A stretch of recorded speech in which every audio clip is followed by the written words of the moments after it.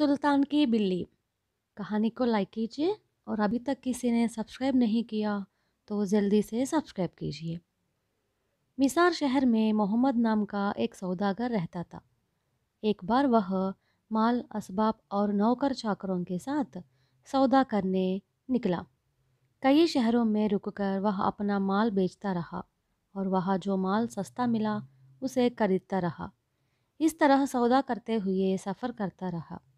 महीनों बाद मोहम्मद एक बड़े शहर में पहुंच गया। उस शहर में थोड़े दिन आराम करने की इच्छा से मोहम्मद अपने साथियों के साथ एक मुसाफिर खाने में ठहरा। मुसाफिर खाने की व्यवस्था अच्छी थी, इसलिए कुछ दिन वहां आराम से रहा।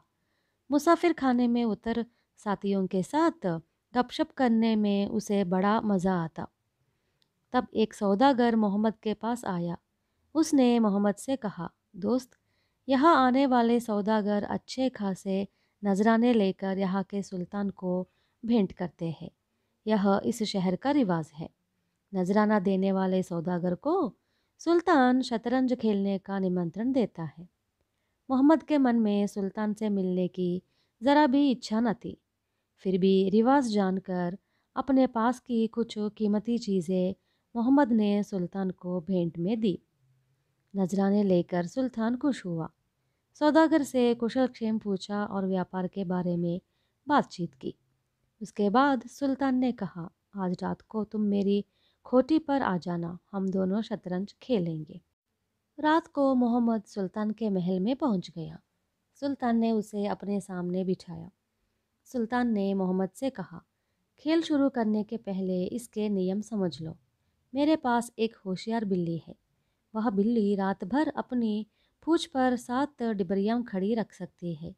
हम जब तक खेलते रहेंगे तब तक वह अपनी पूंछ पर 7 दियों को खड़ा रख सके तो मुझे तुम्हारी सारी संपत्ति मिल जाएगी और मैं तुम्हें कारागृह में बंद कर दूंगा।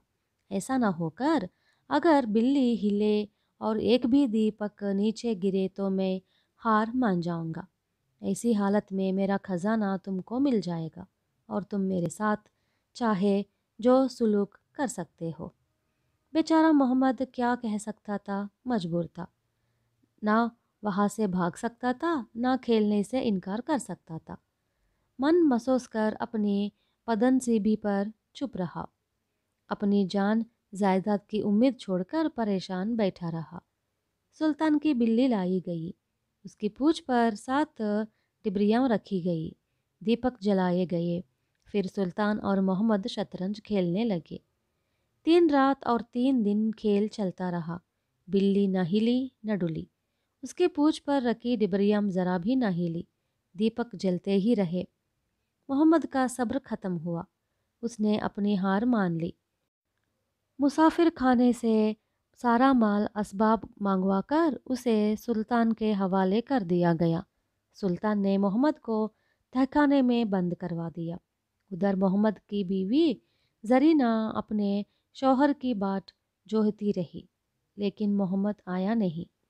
मुद्दतों बाद मोहम्मद का एक नौकर वापस आया। इस हादसे के बारे में सारा हाल रोते हुए उसने जरीना से कहा। जरीना ने सारी बातें सुन ली। थोड़ी देर सोचती रही। फिर जरीना ने अपने शौहर को रिहा करने की ठान ली। उसने कई चूहों को पकड़वाकर एक संदूक में बंद कर रखा। साथ में थोड़ा सोना लिया और मर्द के वेश में नौकर चाकरों को लेकर सुल्तान के शहर में पहुंची। वहां एक मुसाफिर खाने में ठहर गई। नौकरों के हाथ में सोने के थाल में कीमती नजराना धर दिया और सुल्तान की कोठी पर पहुंच गई। जरीना ने अपने नौकरों से कहा कि वह जब सुल्तान से शतरंज खेलती रहेगी तब वे एक एक चूहे को संदूक से उस कमरे में छोड़ते रहे। जरीना का वेश देखकर सुल्तान ने उसे पुरुष ही समझा।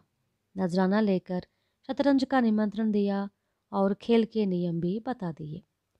जरीना और सुल्तान दोनों शतरंज खेलने बैठ गए।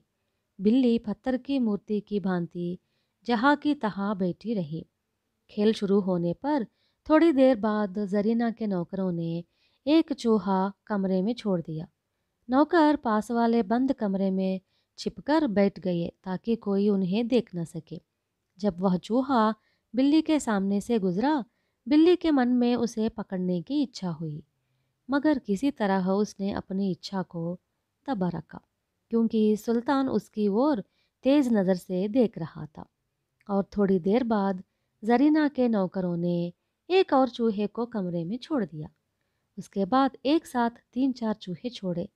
चूहे खेल के कमरे में आए, बिल्ली को देखकर घबरा गए, फिर उछल कूद करते हुए दौड़ने लगे। इतने चूहों को एक साथ देखते ही बिल्ली का संयम ढावडोल हो गया। बिल्ली अपनी जगह से उछलकर चूहों को पकड़ने के लिए निकली। उसकी पूंछ पर टिके सातों दीपक फर्श पर गिर गए। तुरंत जरीना ने नौकर आए और सुल्तान को मारने लगे। इस पर सुल्तान चीखने चिल्लाने लगा। फिर भी सुल्तान के नौकर नहीं आए, क्योंकि वह बड़ा ही बेरहम और जुल्म पसंद सुल्तान था। वे सुल्तान से नफरत करते थे। जरीना ने सुल्तान को तहखाने में बंद करवाया और उस तहखाने में कैद अपने शौहर तथा दूसरे सौदागरों को रिहा कर दिया। फिर अपने शौहर और सुल्तान की दौलत लेकर जरीना अपने मुल्क लौट चली।